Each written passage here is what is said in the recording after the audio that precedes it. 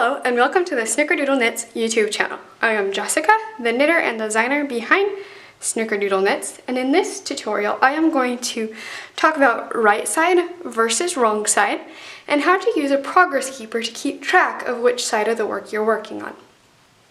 So the right side of your fabric is the fabric that is going to be like the dominant side of the fabric that you're going to be seeing.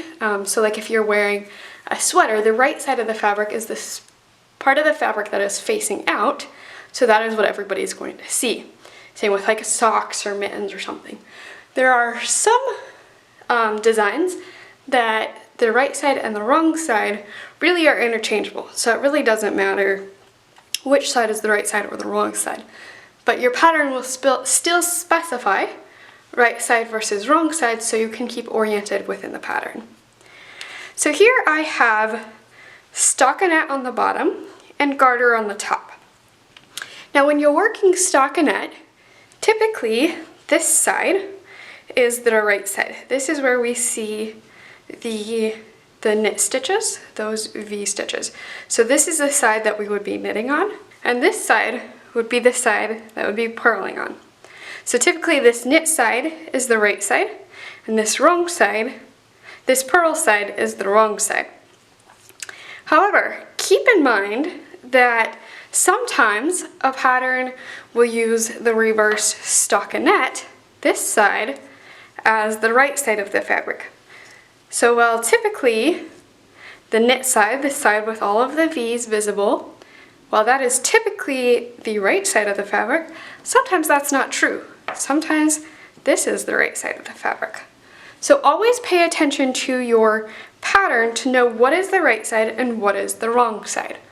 A lot of times my patterns will start your first row after the cast on is the right side, but that's not always the case. So always pay attention.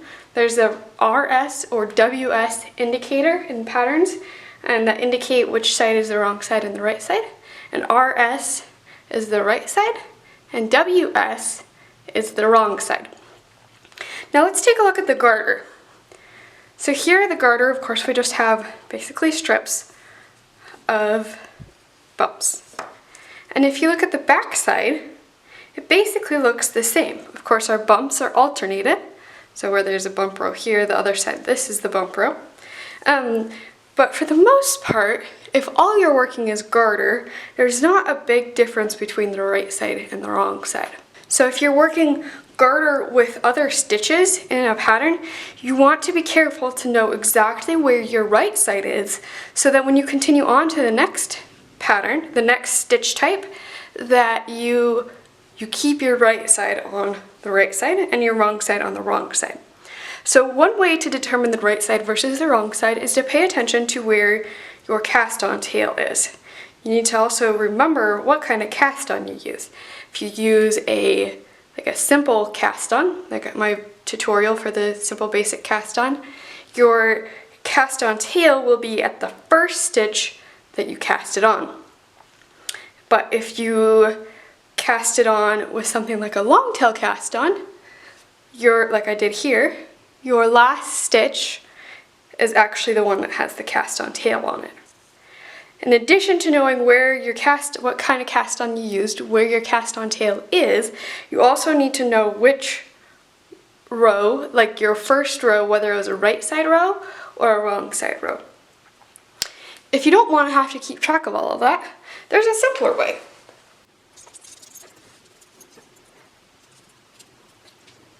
These are all examples of what is referred to as a progress keeper. A progress keeper is placed on the fabric to keep track of your progress in the pattern, or it can be placed on the fabric to show which side is the right side or the wrong side of the pattern. So you notice that all of these have a clasp that will allow you to clasp it onto the stitch. You do not want to use a stitch marker because your stitch marker would be left in your fabric, and you would have to be sure that you're using a removable stitch marker to remove that. So how you use the stitch marker, let's just use this one. Just go ahead and clasp it onto a stitch.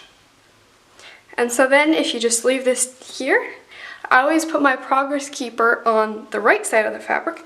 So as I'm working, I always know that this is the right side of my fabric. And if I put my project away and don't return to it for a while, I still know that this is the right side of my fabric. Now, you can place the progress keeper on your fabric like while you're knitting. So let's say I just wanted to put it in this row.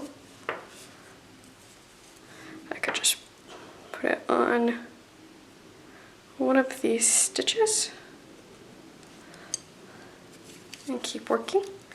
Or what I usually do is I wait until I am 2 or 3 rows into the pattern, and then I go ahead and just clip this like I did before, just onto the right side of the fabric.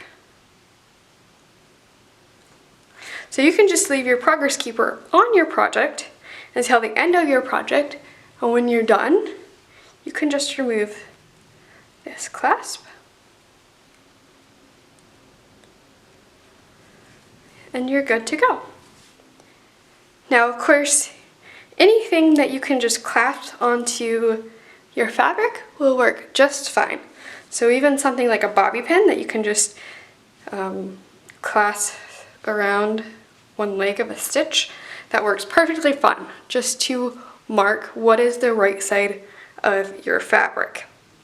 Now you want to be sure that it's something that's not so tiny that it will go through the fabric, because you don't want it to accidentally slip back to the back. You want it to stay on the front so you know exactly what the wrong side of the fabric is. Now let's talk about knitting in the round real quick. Typically the right side of the fabric is the fabric that is facing you while you're working in the round. So if you're working in the round, let's pretend this is in the round here. Typically this side here that's facing you while you knit is the right side, and the inside of the round that's just inside of your needles, that would be the wrong side. However, like I mentioned before, not everything is always the same. It can always differ by your pattern. So always keep track in your pattern of what side is the wrong side and what side is the right side.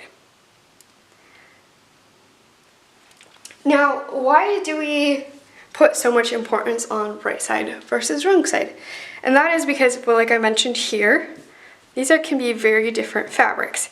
Let me show you a couple examples. So this is my Love Yourself shawl.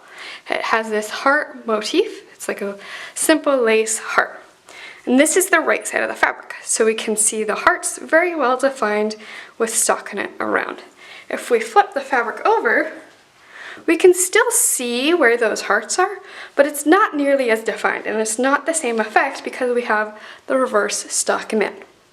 So that's one example of why you want to know which side is the right side and which side is the wrong side while you're working.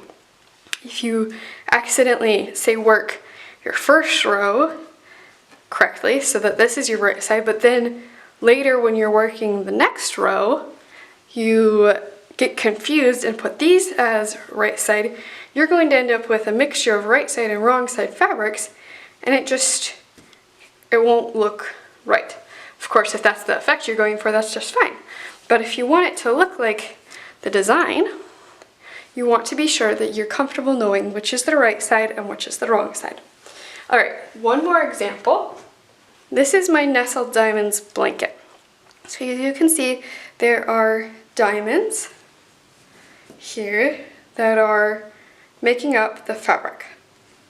So this is the right side. This is what you want to see, are these very well defined diamonds. Now if you flip the fabric over, this is the wrong side. And clearly that's not the side we're wanting to be looking at. If this is what we want our fabric to look like, we would be rather upset if we got messed up and half of our pattern, half of our project ended up looking like this. So that's why it's important to keep track of your right side versus your wrong side. Now real quick while we're here, I'll go ahead and mention, so this is the back side of this half of the blanket, and this is the right side. So this is the siege stitch border, and you'll notice that those two, the wrong side and the right side, they look very similar. So there are a lot of textures where the right side and the wrong side aren't noticeably different. All right, you now know the difference between the right side and the wrong side of your fabric. You know how to keep track of your right side, and you know why it's important to keep track of your right side. I hope you found this video helpful, informative, and easy to follow. If you continue to have questions, go ahead and replay this video at a slower speed, or leave your questions in the comments below, and I will get back to those as soon as possible. If you liked this video, go ahead and give it a thumbs up, and subscribe to the Snickerdoodle Knits YouTube channel for additional knitting content like this. I hope to see you around. Happy knitting!